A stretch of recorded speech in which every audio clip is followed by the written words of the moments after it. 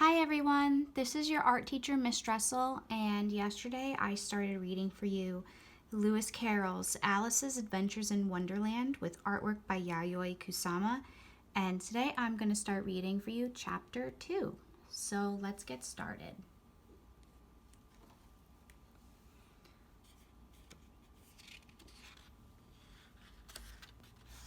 Alice's Adventures in Wonderland with artwork by Yayoi Kusama.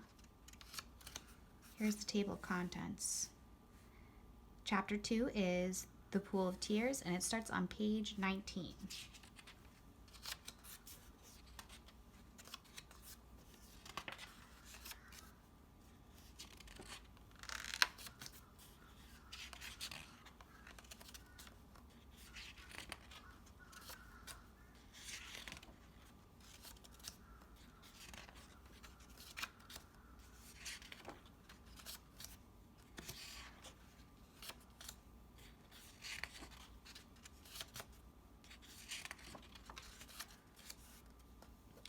Chapter 2, The Pool of Tears. "Curiouser and curiouser," cried Alice. She was so much surprised that, for the moment, she quite forgot how to speak good English. "Now I'm opening up like the largest telescope that ever was. Goodbye, feet." For when she looked down at her feet, they seemed to be almost out of sight. They were getting so far off. "Oh, my poor little feet. I wonder who will put on your shoes and stockings for you now, dears. I'm sure I shan't be able to. I shall be a great deal too far off to trouble myself about you. You must manage the best way you can, but I must be kind to them," thought Alice, "or perhaps they won't walk the way I want to go. Let me see. I'll give them a new pair of boots every Christmas." And she went on planning to herself how she would manage it. "They must go by the carrier," she thought, "and how funny it'll seem, sending presents to one's own feet. And how odd the directions will look. Alice's right foot, Esquire, hearthrug, near the fender. With Alice's love." Oh dear, what nonsense I'm talking. Just then her head struck against the roof of the hall. In fact, she was now more than 9 feet high, and she at once took up the little golden key and hurried off to the garden door. Poor Alice! It was as much as she could do, lying down on one side to look into the garden with one eye, but to get through was more hopeless than ever. She sat down and began to cry again. "You ought to be ashamed of yourself," said Alice. "A great girl like you," she might well say this, "to go on crying in this way. Stop this moment, I tell you." But she went on all the same, shedding gallons of tears until there was a large pool all around her, about 4 inches deep and reaching half down the hall. After a time, she heard a little pattering of feet in the distance, and she hastily dried her eyes to see what was coming. It was the White Rabbit returning, splendidly dressed, with a pair of white kid gloves in one hand and a large fan in the other. He came trotting along in a great hurry, muttering to himself as he came, "Oh, the Duchess, oh, won't she be savage if I've kept her waiting?" Alice felt so desperate that she was ready to ask for help of anyone. So when the rabbit came near her, she began in a low, timid voice, "If you please, sir." The rabbit started violently dropping the white kid gloves and the fan and scurried away into the darkness as hard as he could go. Alice took up the fan and gloves, and as the hall was very hot, she kept fanning herself all the time she went on talking. "Dear, dear, how queer everything is today, and yesterday things went on just as usual. I wonder if I've been changed in the night. Let me think. I was the same when I got up this morning. I almost think I can remember feeling a little different, but if I'm not the same, the next question is, who in the world am I? Ah, that's the great puzzle." And she began thinking all the children she knew that were of the same age as herself to see if she could have been changed by any of them. "I'm sure I'm not Ada," she said, "for her hair goes in such long ringlets, and mine doesn't go in ringlets at all. And I'm sure I can't be Mabel, for I know all sorts of things, and she knows such a very little. Besides, and oh dear, how puzzling it all is. I'll try if I know all the things I used to know." Let me see. 4 times 5 is 12. And 4 times 6 is 13. And 4 times 7 is, oh dear, I shall never get to 20 at that rate. However, the multiplication table doesn't signify. Let's try geography. London is the capital of Paris, and Paris is the capital of Rome, and Rome, no, that's all wrong, I'm certain. I must have been changed for Mabel. I'll try and say, how doth the little, and she crossed her hands on her lap as if she were saying lessons and began to repeat it. But her voice sounded hoarse and strange, and the words did not come out the same as they used to. How doth the little crocodile improve his shining tail, and pour the waters of the Nile on every golden scale? How cheerfully he seems to grin, how neatly spread his claws, and welcome little fishes with gently smiling jaws.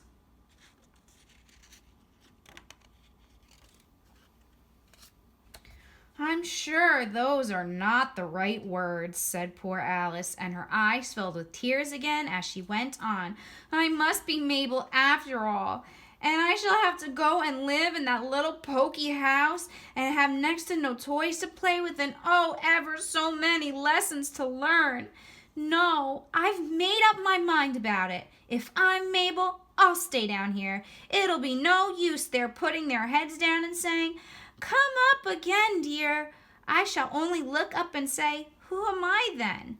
Tell me that first, and then, if I'm being like that person, I'll come up.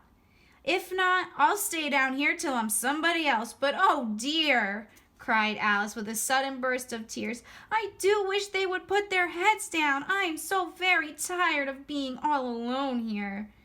As she said this, she looked down at her hands and was surprised to see that she had put on one of the rabbit's little white kid gloves while she was talking.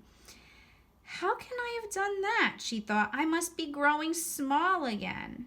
She got up and went to the table to measure herself by it and found that, as nearly as she could guess, she was now about 2 feet high and was going on shrinking rapidly. She soon found out that the cause of this was the fan she was holding, and she dropped it hastily just in time to avoid shrinking away altogether. That was a narrow escape, said Alice, a good deal frightened at the sudden change, but very glad to find herself still in existence. And now for the garden. And she ran with all speed back to the little door, but alas, the little door was shut again, and the little golden key was lying on the glass table as before. And things are worse than ever, thought the poor child, for I never was so small as this before, never. And I declare it's too bad that it is. As she said these words, her foot slipped, and in another moment, splash, she was up to her chin in salt water.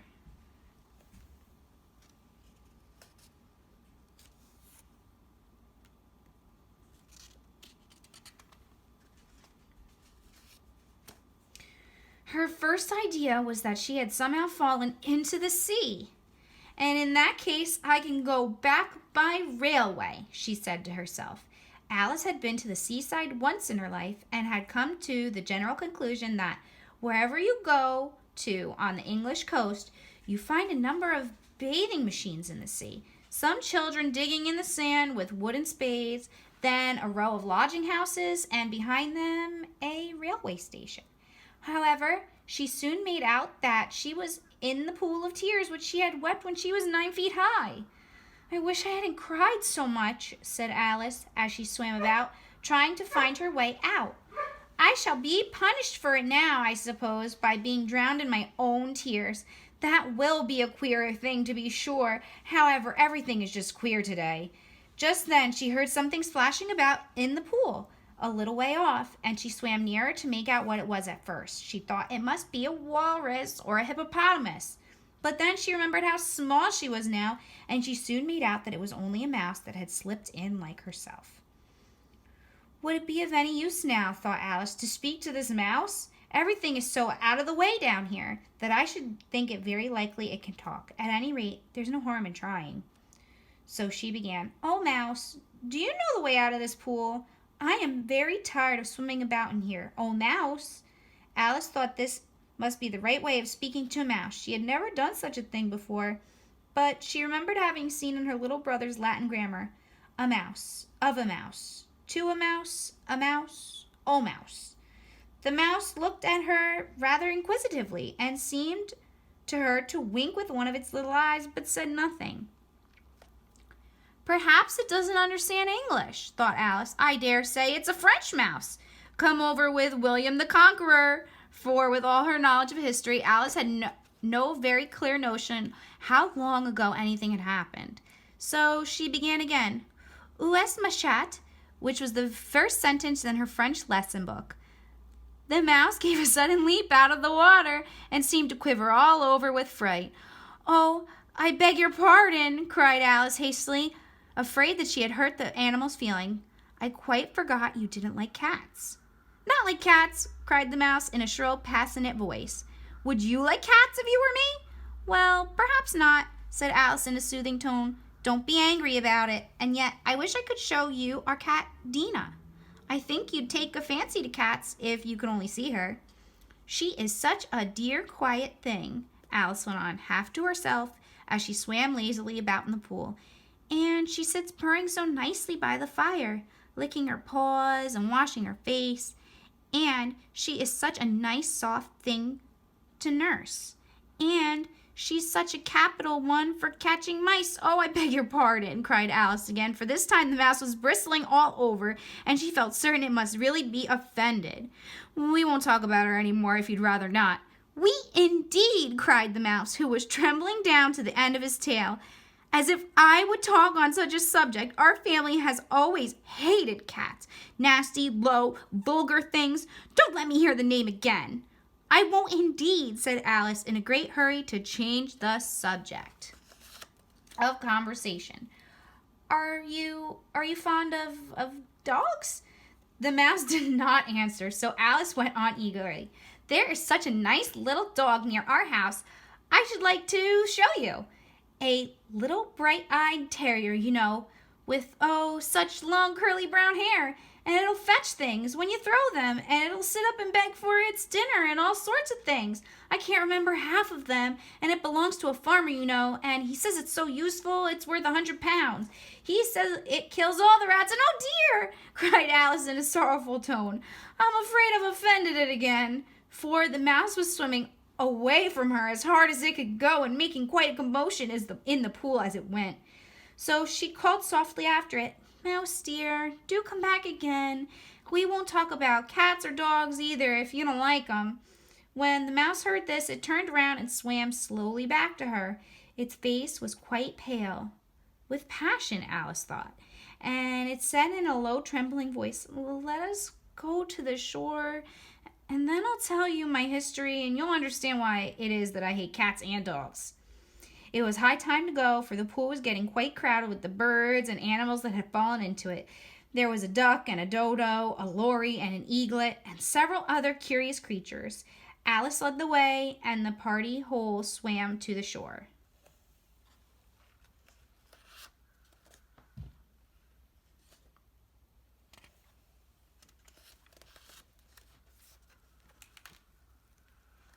And that was the end of Chapter 2. I hope you enjoyed listening to me read for you today. I hope you'll listen to Chapter 3 with me. Bye.